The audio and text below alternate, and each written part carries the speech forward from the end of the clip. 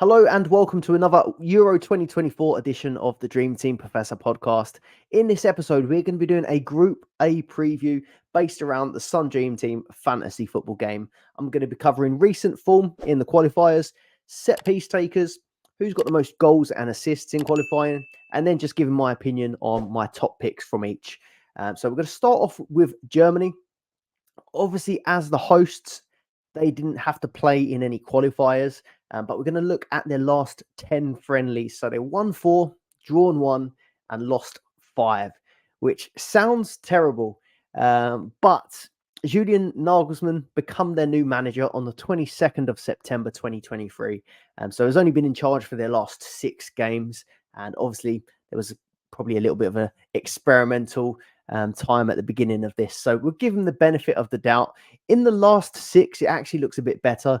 It's 3 wins, 2 losses, and a draw. So not as bad as it looks compared to over the last 10. On the left-hand side, I've just got their recent results on SofaScore. And they also have some friendlies coming up before the start of the tournament. So they've got Ukraine on the 3rd of June, and then they face Greece just ahead of the start of the tournament. So we'll get a bit more information. I've not put any predicted lineups on this because I just think I've seen so many predicted lineups, and while they're really, really helpful, I think these final 2 friendlies for most teams is probably going to give us the most amount of information. I don't really think me giving my insight on the predicted lineups is going to help any more than just seeing the actual lineups in these last 2 friendlies. So on to set pieces. Penalties. Gundogan has taken the last 2 for Germany. Before that, Füllkrug and Kimmich have previously taken them, but Gundogan wasn't on the pitch for those. So I think it's safe to say that Gundogan is going to be the penalty taker. Free kicks, looks like Tony Kroos, and corners, Kroos and Kimmich. My favourite options, I'm going to stick Gundogan in there, although there are a lot of really, really good options in that midfield for Germany. Gundogan's at 4 million, and he started 9 out of 10 for Germany in their last fixtures, or in the qualifiers. Not qualifiers, friendlies.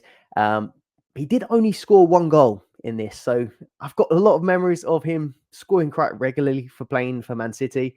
But he has only scored 1 out of those 9 in qualifying. 5 goals, 13 assists for Barca this season.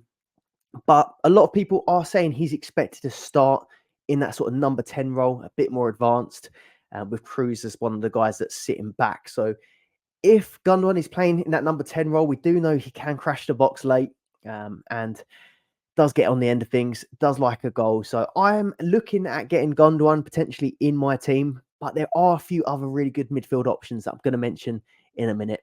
Another popular looking pick across fantasy football is this Mittelstadt. I don't know anything about him, if I'm honest with you. He's 3.5 million, which is the real reason I'm liking the look of him. He's tipped to start at left back, despite only playing 2 of the last 10. He scored in their last friendly match, and has 2 goals, 4 assists for Stuttgart this season. You've got Raum, who can play at left back, but he didn't start any of the qualifiers. So it does look like this Mittelstadt, I'm hoping I'm saying it right, will be the left back. But like I said, we will see if he lines up against Ukraine and Greece, and we can make a decision there. But the main reason I'm liking him for my team isn't because I'm an expert. It isn't because I've watched him much or at all for Stuttgart. It's just because when I look at Germany, when I'm trying to choose a defender, because I like their fixtures, you've got Kimmich, who's 5 million, never going to happen. Rudiger, 4.5. He's going to play them all, but 4.5 million steep. You've got Tar, who will probably be the other centre-back, who's 4 million.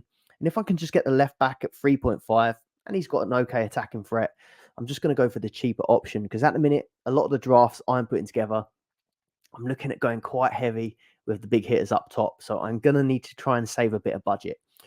I know we're not going to get lineups. The deadline is 1 hour before first kickoff of each match day on Dream Team.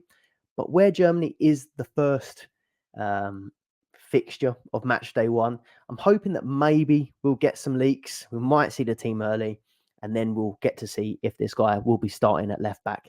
If he isn't, maybe we can have a backup plan ready. But at the moment, he's in my team. I'm liking the look of him. A few other options that I think are really good are Musiala, 4.5 million. He has only started 6 of the 10 qualifiers, scoring 1 and assisting 2. But he is a really, really exciting option, a really quality player. 12 goals, 7 assists for Bayern.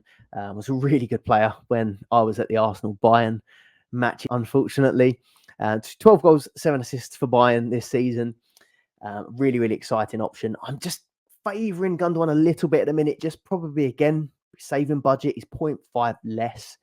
And then there's a little bit of question marks. He's expected to start Musiala, but there are a few other good options in midfield for Germany that could take minutes off each other. So Florian Wirtz, 4.5 million as well. Started 8 out of 10, so started a few more qualifiers than Musiala. 1 goal, 2 assists in qualifying, and he's tipped to start on the left-hand side. But you do have Leroy Sané, who, if Wirtz and Musiala are tipped to start, Sané is going to be on the bench, and you'd have to think that Sané is going to get some involvement, so could rotate possibly with either of them. But he is going to be a really good option if he is playing. 18 goals, 15 assists for Leverkusen this season. So got no problems if you like the look of Musiala and Wirtz. They look like really, really good options too. But currently, I'm just favouring Gundogan a little bit. And then Kai Havertz from my team, Arsenal, playing up top or expected to play up top for Germany. Predicted to lead the line. He started 7 out of 10. But the only thing is he's averaged 68 minutes per game with 2 goals, 1 assist. And Füllkrug is another really good option for Germany up front. So maybe there's a chance that they take minutes off of each other. Or even there could be some rotation in the group. And again, without seeing the lineups, I kind of want to pick the players that I feel like are the most nailed to start, which puts me off a little bit. And also, like I said, I'm really feeling these big hitters up top. Kane, Mbappe, maybe Ronaldo or Lukaku. So I'm not quite sure that Havertz will make it into my side with these big hitters up there. So that's one of the downsides, I think, of Havertz.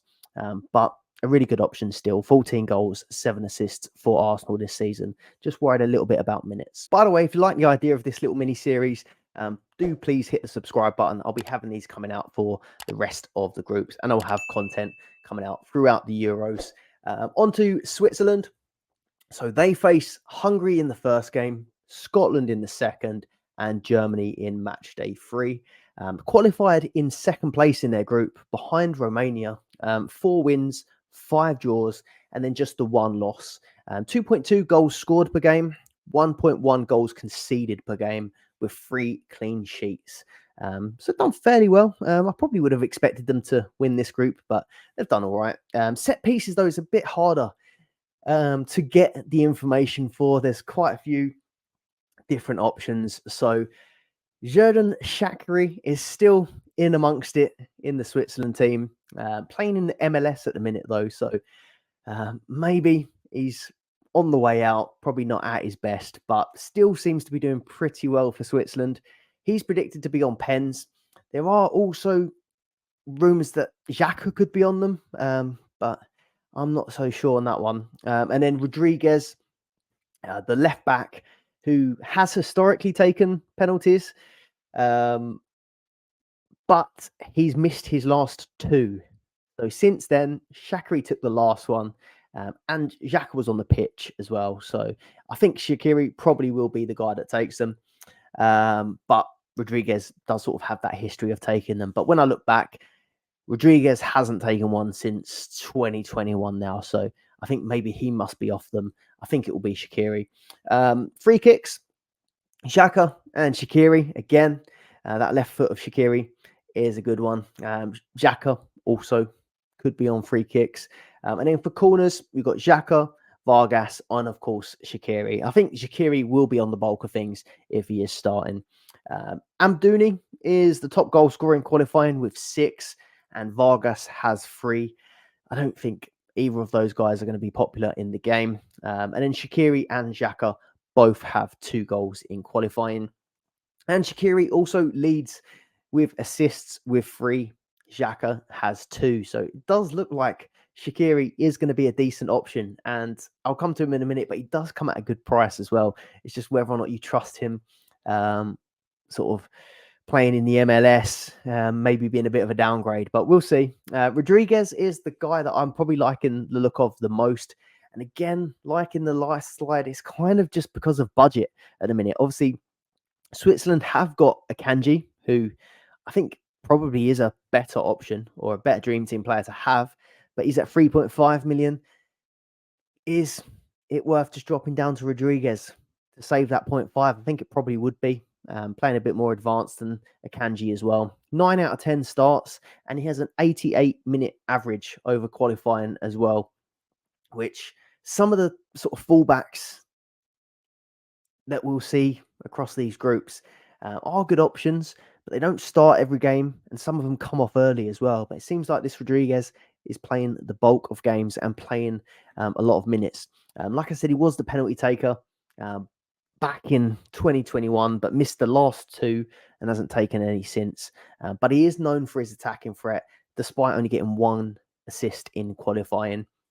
Shaqiri, I'm not overly convinced myself that I'd be picking him, but 2.5 million does make it seem quite appealing. If he is starting every game and he is taking all of these set pieces like we think that he could, it's just, is he past his best? He's playing in the MLS. I'm not entirely sure.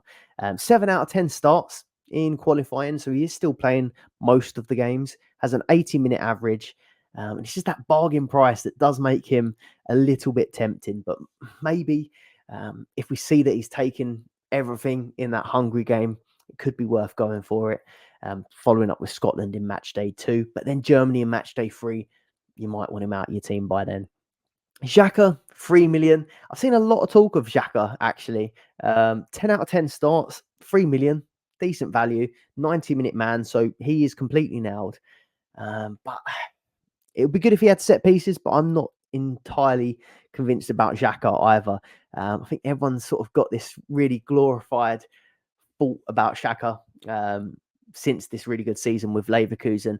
I don't think many people probably would have picked him back in his Arsenal days. So it's not like he's become a brand new player. 2 goals, 2 assists in qualifying, 4 goals, 2 assists for Leverkusen this season. So he's an option. He's nailed. Can get attacking returns as well. If he ends up on set pieces, that will make him even more appealing. But for me, that's not someone that I'm considering in my team. For 3 million, you could get Çalhanoğlu from Turkey. You've got Tadic as well and Sabitzer that are the same price. I think they're a lot more certain of taking the set pieces compared to Xhaka. So I think there probably are better options than Granit Xhaka. On to Hungary. This one is a lot easier when it comes to set pieces. They won their group unbeaten, so ahead of Serbia, Montenegro, Lithuania, and Bulgaria. 5 wins, 3 draws, 2 goals a game, 0.9 goals per game conceded with 3 clean sheets in their group. This is the good bit. Szoboszlai, he's on pens, he's on free kicks, and he's on corners. No debates whatsoever. I'm really liking Szoboszlai as an option. He's got 4 goals in qualifying. Varga also does. And he has 3 assists in qualifying too. So 7 attacking returns from 8 matches in the qualifying stages is really, really impressive from Szoboszlai. 3.5 million, main man, all set pieces, 8 out of 8 starts and averaged 90 minutes throughout. So I really am liking Szoboszlai as an option. And of course, because he was in the normal Dream Team game, he got 28 bonus points last season. You'd expect that him being in, or the main man in this Hungary team, he could be more likely to get bonus points compared to when he was at Liverpool. He's taking more set pieces as well. 4.4 average points and 7 goals, 6 assists for Liverpool with a less of a main man focus. So I think that Szoboszlai is going to be a really, really good option from this Hungary team. Their first fixture is Switzerland, followed by Germany, and then Scotland in match day 3. And then finally on to Scotland. So in their first match, they obviously play Germany for the opener of Euro 2024, followed by Switzerland, and then Hungary in match day 3. Finished second in their group behind Spain with a really impressive qualifying, actually. So 8 matches played, 5 wins, 2 draws, 1 loss. Um, they've lost their last 2 friendly matches, though, 4-0 against Netherlands and 1-0 against Northern Ireland. In qualifying, they scored 2.1 goals per game and conceded 1 goal per game on average. 4 clean sheets, though, out of 8 matches, one of them against Spain. Set pieces, John McGinn should be on penalties, but free kicks and corners seem to be a bit shared. So McGinn, Robertson, and then Christie if he's on for free kicks, and then exactly the same for corners. John McGinn, Robertson, and Christie again. Robertson, we've seen as well in the normal Dream Team game, can be pretty good for bonus attacking returns too. So if he's on these corners and free kicks, he could be someone to look out for. With obviously 4 clean sheets, was it, in qualifying? Maybe Scotland could be good defensively, but it is a tough group for them. Hungary, Switzerland, and Germany. Goal scorers. Scott McTominay ended up with 7 goals from 8 matches in qualifying, which is absolutely ridiculous. And then John McGinn had 3 goals, which again, I feel like that's a pretty impressive return from him. Assists, John McGinn had 2, Robertson had 2, and McTominay had 1. So the guys we're familiar with in the Prem doing pretty well. My favourite options, John McGinn at 2.5 million. This is one that's quite interesting because I'm trying to look at cheap defenders, and everyone I'm looking at sort of around the sort of 2.5 or even under anything under 3 million and under does feel a bit of a struggle. Whereas John McGinn at 2.5 in midfield, I don't know if it's just because I know him, but it feels a little bit more reassuring than seeing some of the options at 2.5 in defence. He's pretty much on all set pieces, it seems. 9 goals, 8 assists in the Prem, 3 goals, 2 assists in qualifying. And again, because he's in the Prem and he was in the normal game, we know that he got 39 bonus points on Dream Team with a 4.8 average per game. So I'm just wondering, could he offer more value than a defender at the same price? The only downside is with more goals, with assists and goals being worth more points in this Dream Team, I feel like I'm trying to sort of stack my attack and midfield with the best players and go a bit cheaper at the back. But I do think it's an interesting option. McTominay, 2.5 million. It's hard to ignore the 7 goals, 1 assist in qualifying. So 8 attacking returns from 8. He has a 4.2 average in a normal Sun Dream Team game, but obviously a lot less involved than what John McGinn is. He doesn't get bonus points in the usual Dream Team game. But 10 goals, 3 assists in the domestic season. He just has a knack for appearing with these goals. And even though, despite he plays deeper than McGinn, he always seems to get in there and score these goals. So McTominay could be another budget option. I think I just prefer John McGinn a little bit more.